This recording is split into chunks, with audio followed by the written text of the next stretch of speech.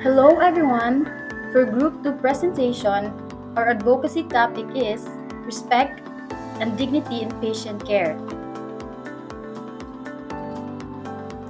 Our group members are Alma Maris L. Buruk, Janelle B. Dorias, Ana May Sario, Giselle Fermento Chempo, Kyle Rose Moldes, Maria Cristina Navarro, and of course, yours truly, Kishime Quinones.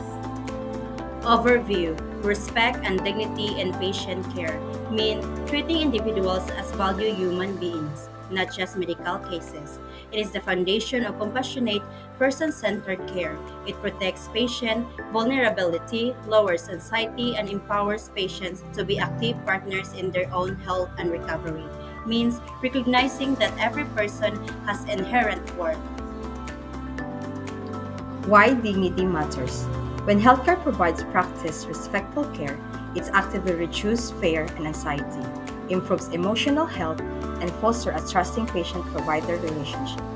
Disrespect, on the other hand, can lead to emotional trauma and hinder the physical healing process. As a caregiver, how can we promote respect and dignity in patient care? For me, asking permission and respecting privacy is the foundation of good care.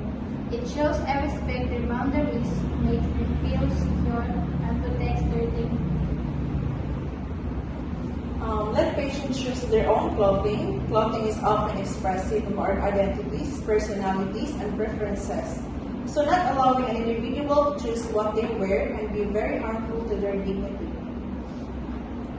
My understanding is that promoting dignity and respect in care means treating patients with kindness, speaking politely, listening carefully, and respecting their wishes so they feel valued and cared for.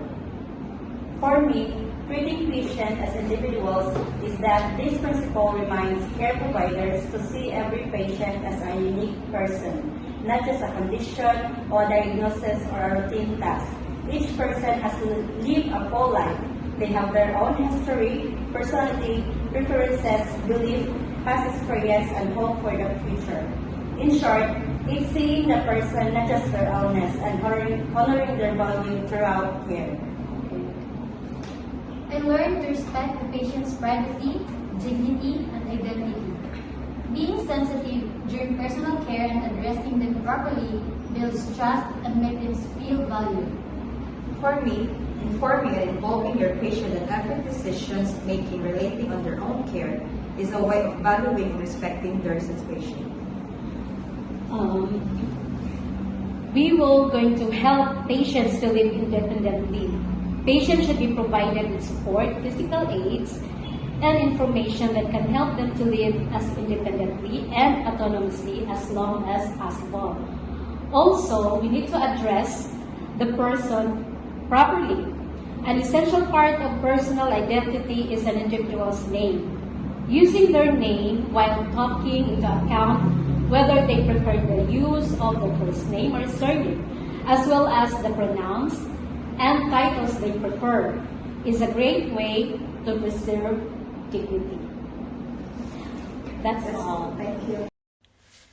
Hi, this is Reina and I work as a caregiver in Denmark sa nursing home. So today, I want to share with you kung paano ko pinapakita yung respect and how I protect my patient's dignity.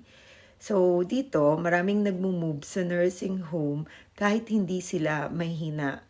Madami sa kanila is alone lang sa bahay and mas safer sa kanila ang mag-move sa nursing home kasi 24/7 yung mga bantay or yung mga caregivers. So, nag-work ako sa morning shift. So, most of my job is to help them with their personal care. So, ang first na ginagawa ko is pag pumasok ako sa door, ay pag pumasok ako sa patient, is kumakatok ako and then I say good morning and then I ask them if they're ready and of course I introduce myself to show respect. And then, pag naliligo sila, I always close the door kasi baka may pumasok na iba. So, para ma-protect natin yung dignity nila, ay hindi sila makita na nakahubad diba? And then, pag tinutulungan ko rin sila maglinis sa baba nila, is I always have towel. So, parang pag may pumasok na iba, is makukover ko sila. So, hindi makikita.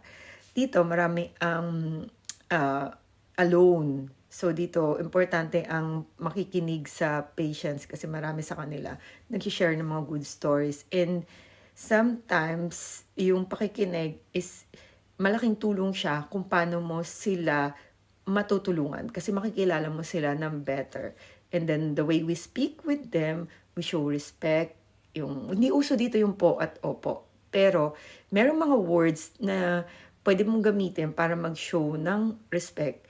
And then, of course, care sa kanila. And then, let them choose. For example, sa damit, hayaan mo silang pumili ng damit, hayaan mo silang mamili ng anong kakainin nila. Kasi kahit papano, at least, mafe-feel nila yung care natin and yung guidance natin sa kanila. Hindi lang basta-bastang tinutulungan natin sila. Hinahayaan din natin silang pagpatuloy yung life quality nila. So, yun lang po. In your daily work, how do you apply respect and dignity to your patients? So, for me, as a caregiver, we need to respect their privacy, their perspective, and their culture. That's very important. Since we have different beliefs, there are things that are not allowed for them. And then second is you should listen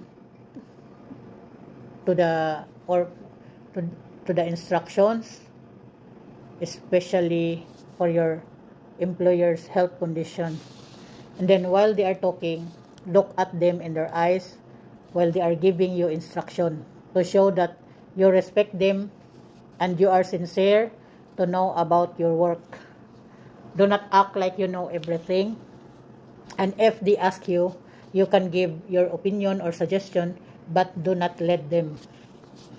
And then, the only thing that I can give an advice to the new or sa mga magsisimula pa lang ng trabahong ito bilang caregiver or healthcare, be patient. You need to have a very, very long patience kasi matitigas ang mga ulo lalo na kung may mga matanda na. So, you need to be patient to your employer and show love also for them. And then, you have to be persistent so you can continue in your daily work. So, yun lang. Hello everyone, my name is Sam and I am a licensed physical therapist with experience in patient care, rehabilitation, and mobility training. And the question that you sent me is as follows. In what ways does holistic care addressing physical, emotional, and social needs promote dignity in patient treatment? The concept of holistic care in caregiving revolves around attending to the different aspects of an individual's needs, going beyond their physical limitations and sickness.